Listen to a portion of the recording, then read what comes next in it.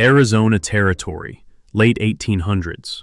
Thad Whitmore had long stopped believing in redemption.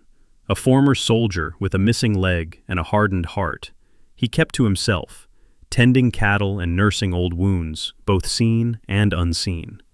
But that evening, as the sun sank low over the horizon, gunshots rang out from Eagles Canyon. Most men would have ignored them. Smart men would have locked their doors.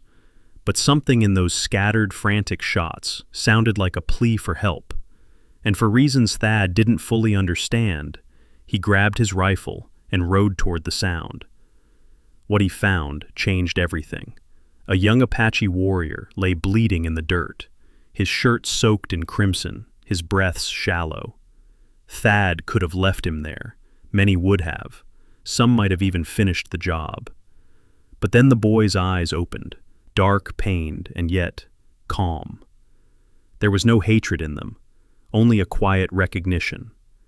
And when he whispered one word, "Please," something stirred in Thad's chest that had been silent for years. He made a choice. Against every instinct, against everything the war had taught him, he lifted the boy onto his horse and rode home. Later, while cleaning the wounds, Thad found a photograph in the young warrior's pouch. A white woman and an Apache child smiling side by side. Proof of a different kind of past. A different kind of future. In that moment, Thad felt something he hadn't in a long time. Hope. Hope that the past didn't have to define the future. Hope that maybe, just maybe, saving one life could change more than just one fate. And so began a story that would shape the destiny of 3 nations, not with bullets, but with a single act of compassion. Dawn had barely broken over the Arizona desert when the air began to thicken, not with heat, but with the weight of something terrible about to happen. Thad Whitmore stood by the window of his ranch house, staring into the morning mist. Out across the open land he saw them, over 300 Apache warriors lined up in eerie silence. Their war paint glinted in the early sunlight. Their horses shifted restlessly, snorting clouds of steam into the cold air. And they were all looking at him, like men preparing to avenge a fallen brother. Inside, Running Bear, the wounded Apache youth Thad had rescued just hours before, was still too weak to move. He was the chief's son, a peace envoy, shot by unknown attackers on his way to broker a truce with the U.S. Army.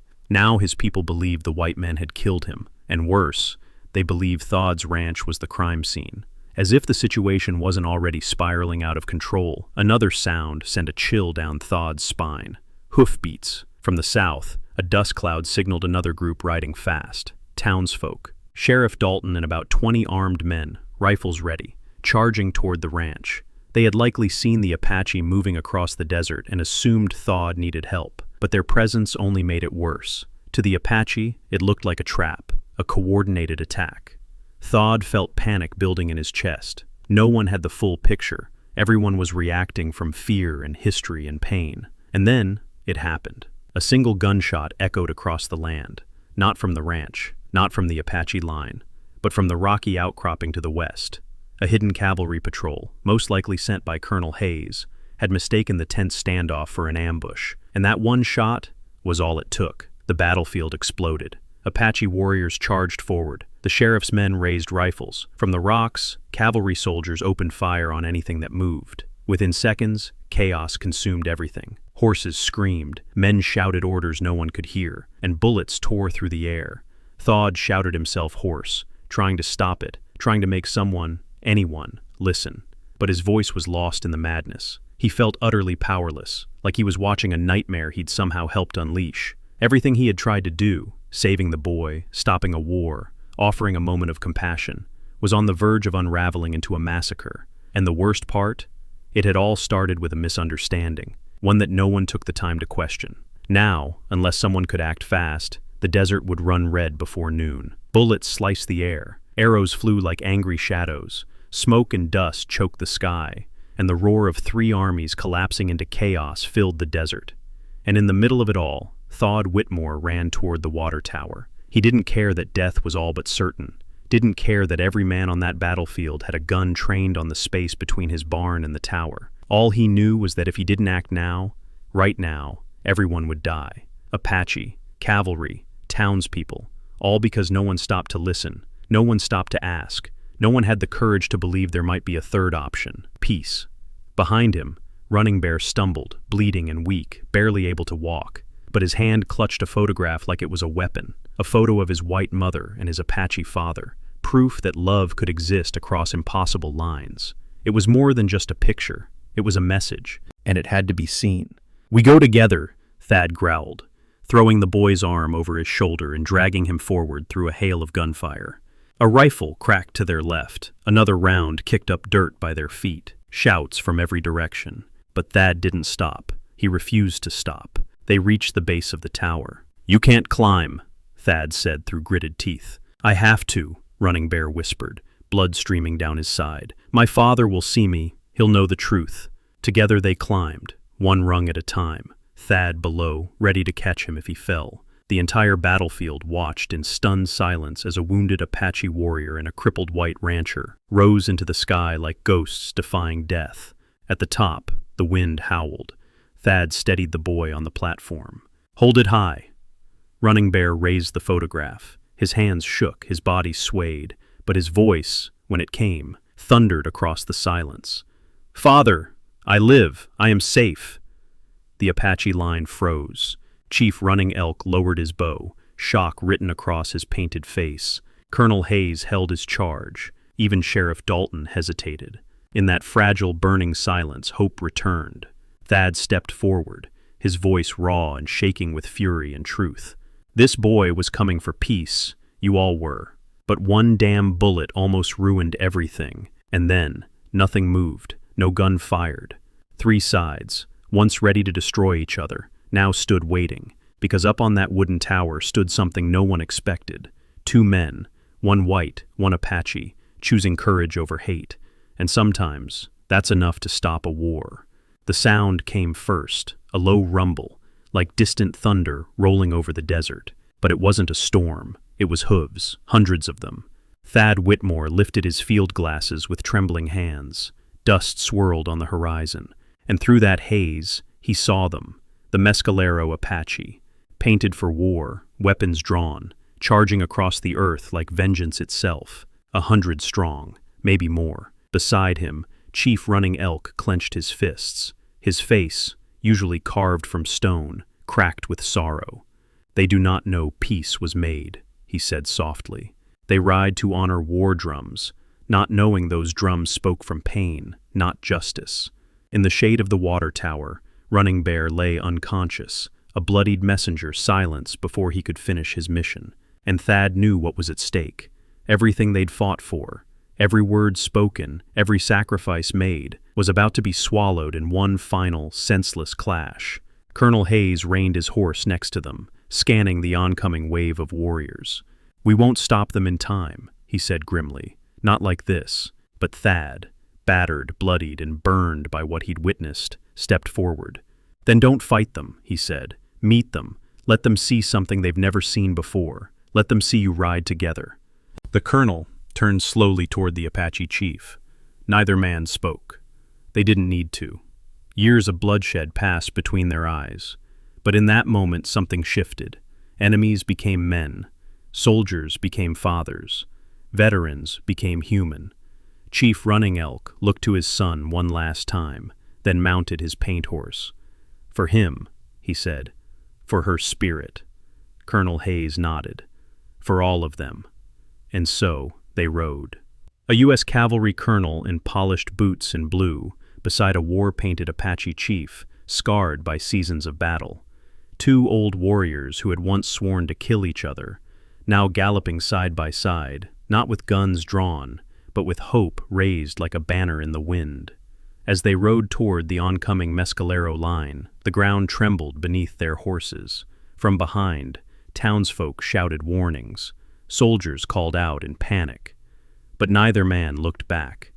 This wasn't about orders anymore. It was about belief. Belief that even ancient wounds could close if only someone dared to try. The Mescalero warriors surged forward, and then slowed. Confused murmurs spread through their ranks as they saw the impossible.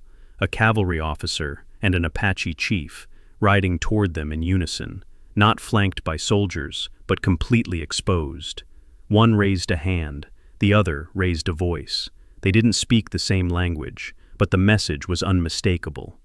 We don't have to do this. We don't have to lose more sons today.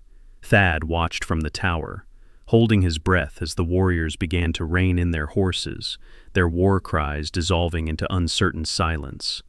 Dust settled, arrows were lowered, eyes met across the open plain, and then, against all odds, the Mescalero chief dismounted. Colonel Hayes and Chief Running Elk stopped just a few yards away. They didn't shake hands. They didn't need to. The gesture was in the ride itself, a treaty written in motion, not ink. Back at the ranch, Sheriff Dalton slumped against the porch, disbelief washing over him. "Never thought I'd see the day," he muttered. Thad just stared, heart pounding in his chest. Because in that sunlit moment, with rifles still loaded and blood still fresh on the sand, something stronger than fear had taken hold. Hope had come alive. Not through speeches, not through treaties, but through courage, raw, vulnerable courage. The kind it takes to say, "We've hurt each other long enough." The kind it takes to ride into the fire, not with hate in your heart, but peace on your mind. Later, as the Mescalero joined the others at the ranch to help tend the wounded, build fires, and share water, Thad sat beside Running Bear's still body, whispering, "You did it, kid. You showed them a different way." And somewhere in the wind, beyond the smoke and scars, he could almost hear a woman's voice, gentle, full of grace, whispering back, "So did you." The sun was high over the Arizona desert by the time the dust had settled. The guns were quiet now. The screams, the hoofbeats, the thunder of chaos, all had faded into an uneasy silence. Yet, in that silence, something remarkable had taken root. Peace. Thad Whitmore stood on the porch of his ranch house, arms crossed, eyes fixed on the land before him. Just hours earlier, it had nearly become a graveyard. Now, it was a place of healing.